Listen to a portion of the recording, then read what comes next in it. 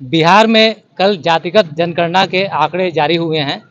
हमारे साथ सुभाषपा के राष्ट्रीय अध्यक्ष ओम प्रकाश राजभर हैं, उनसे बात करेंगे। क्या कहेंगे सर, बिहार में कल जातिगत जनगणना के आंकड़े जारी हुए हैं, क्या कहेंगे इस पे?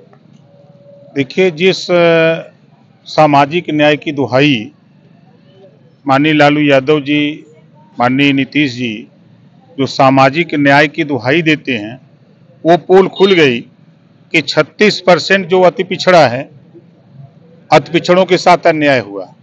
जब जब इन लोगों की सरकार बनी तो बार बार नीतीश जी और बार बार लालू जी और राबड़ी जी सीएम बने। अब तो सामाजिक न्याय नहीं दिख रहा है उसमें। और जो जाति आंकड़ा वहां आया है, उसमें कल से मैं बिहार में कम से कम नहीं कुछ तो 60-70 लगभग फोन किया हूं। सूचना ये मिल रही है कि गांव में कोई गणना करने गया ही नहीं।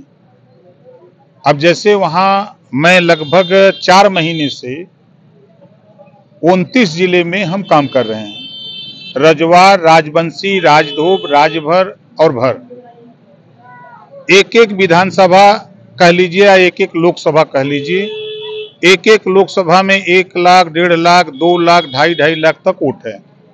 और सरकारी आंकड़ा क्या बता रहा है? आधा % ये 6 जातियां हैं। ये तो वैसे ही फर्जी बता रहा है कि जो पॉलिटिकल कौमें हैं, जो राजनीति में लोग जानते हैं, उनका तो आंकड़ा दिख रहा है उसमें। लेकिन जो जातियां राजनीति में अब तक नहीं आई, 76 साल की आजादी में बिहार में ना तो रजवार, न राजवंशी, न राजधोग, न पाल, न प्रजापति, न राजभर, न भर, एमएलए नहीं बना। अब राजनीति में इसकी गिनती नहीं हुई बिहार में, इसी नाते उसका आंकड़ा नहीं। जब मैं संपर्क किया, नेवादा किया, मधेपुरा, कटिहार किया, नालंदा किया, सीवान किया, मोतिहारी किया, कैमूर, बक्सर, छपरा, आरा किया, तो जिन जिन जिलों में जहां जहां हमारे पास नंबर था, मैंने संपर्क किया, तो उन लोगों ने कहा कि साहब गांव में तो कोई अइबे नहीं किया, गणना कैसे हो गई? मतलब ये जनगणना फर्जी तरीके से की गई। देखिए, बड़ी अनियमितता है। इस संबंध में आज पार्टी कार्यालय से बिहार सरकार को पत्र चला गया है कि आपने इन जातियों को आंकड़ा जो दिया है, उसका आंकड़ा एक जिले, चलो नेवादा चलो, चाहे मधेपुरा चलो, कटिहार चलो, हम लोग अपने नेतृत्व में हम आपके साथ चलने को तैयार हैं। जो टीम आपकी चले, गांव में चलो, दिखा दें। 4-4 हजार, 5-5 हजार, 3-3 हजार, 2-2 हजार वोट अकेले रजवार राजवंशी का है, गिनती नहीं है।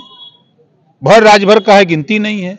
ये सटे हुए यूपी से जिले हैं, चाहे पश्चिमी चंपारण, पूर्वी चंपारण, बेतिया हो, चाहे आपके सीवान हो, आरा हो, कैमूर हो, बक्सर हो, ये सटे हुए जिले। हम जाते हैं जहां मीटिंग करते हैं तो 8-8 हजार, 10-10 हजार, 15-15 हजार जुट रहे हैं, गिनती नहीं है। तो उस आंकड़े पर जो आया है, 2 चीजें दिख रही हैं। अति पिछड़ों के साथ धोखा हुआ, सामाजिक न्याय नहीं मिला, उनको नहीं कर पाए नेता। दूसरा जो जाति आंकड़ा आया है, जो पॉलिटिकल कौमें नहीं है, उनकी उन जातियों के जो आंकड़े हैं, या तो पॉलिटिकल लोग अपने में समायोजित कर लिए होंगे, या तो उनका आंकड़ा मनोमार्जनी मनगढ़ंत कर दिए हैं। कहने का मतलब कि जातिगत जनगणना जो हुई है 2024 के लोकसभा चुनाव को नजर में रख के की गई। उसको देखेंगे तो वो जो सरकार है, दोनों मिल करके अपना खाली डाटा हाईलाइट किए हैं। अखिलेश यादव कह रहे हैं कि ये संघर्ष नहीं, सहयोग को जन्म देगा। नहीं, जो किए हैं ना, आप काहे घबरा रहे हैं? हम भी बिहार घूम रहे हैं, जो स्थिति वहां मैं देख रहा हूं, जो यहाँ आप यूपी जो देख रहे हैं, 19 साल लगातार सपा और बसपा की सरकार रही, पिछड़ों का हक लूटा गया बड़े पैमाने पर। आप अपने गाजीपुर में 26 थाने हैं, किसी थाने पर नाई, गोंड, पाल, प्रजापति, लोहार, कुहार, राजभर, बिन, दरोगा नहीं पाएंगे, सिपाही तक नहीं मिलेंगे। कौन लूटा हिस्सा? जब 1993 से 27% आरक्षण मिल रहा है, तो फिर इनको दिलाने के लिए पहल क्यों नहीं हुई? 3 सितंबर 2013 को हाई कोर्ट ने आदेश दिया कि जो 27% आरक्षण है, उसका लाभ कुछ जातियां उठा रही हैं, इसको बांट करके सभी जातियों को दिया जाए। मुख्यमंत्री कौन? अखिलेश यादव जी। हाई कोर्ट के आदेश को नहीं माना। तो यहां इसी नाते 19 साल के शासन में इन लोगों से नाराज होकर के, कांग्रेस को तो पहले छोड़ दिया था, इन दोनों लोगों से नाराज होकर बड़ी संख्या में लोग बीजेपी के साथ चले गए। ये गरीब कमजोर खोज खोज, जैसे ना किसी कवि ने गीत गाया है कि खोज खोज अधियार भगावा, ऐसे सब अकुलायल बा, पता न पावा दियनी की पियनी तर सार लुकायल बा। बीजेपी 80-20 की बात करती है, क्या लगता है कि 85-15 का इन लोगों का आंकड़ा आगे शिफ्ट होगा? देखिए, अगर हम यूपी की बात करें, यूपी में लड़ाई नाम की चीज नहीं है।